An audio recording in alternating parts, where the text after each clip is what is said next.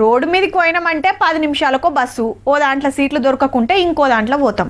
Urgent అయితే ఆటోనో క్యాబో book చేసుకుంటాం, లేదంటే మెట్రో ఎక్కుతాం, ఉంటే బైక్ మీదనో కార్లోనో పోతాం.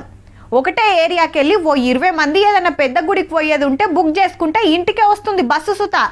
మనకు గిన్ని సవలతులు ఉన్నాయి కానీ కొన్ని ఊర్లల్లో గిట్లుంటది పరిస్థితి.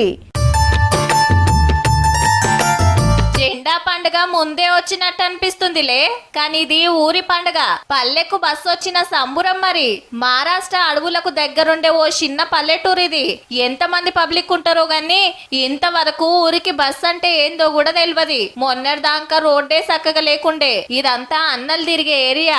ఇన్నేళ్లకు పోలీసులు ముంగట పడి బస్సు తిప్పుడు చాలు చేస్తే గిట్ల పండుగ చేసుకున్నారు. నడిచే తిప్పలు తప్పిందని ఏడికైనా జప్పున పోవచ్చని మనోళ్ళది ఒక మురిపేం కాదు. కానీ స్వతంత్రం వచ్చి 78 ఏండ్లుగా వస్తున్నా ఇంకా ఊర్లకు బస్సు వచ్చుడు, రోడ్లు పోసుడు కూడా ఓ వింత లెక్కనే ఉందంటే కొందరు ఎసొంటి పరిస్థితులలో బతుకుతున్నారో చూడుండ్రిగా.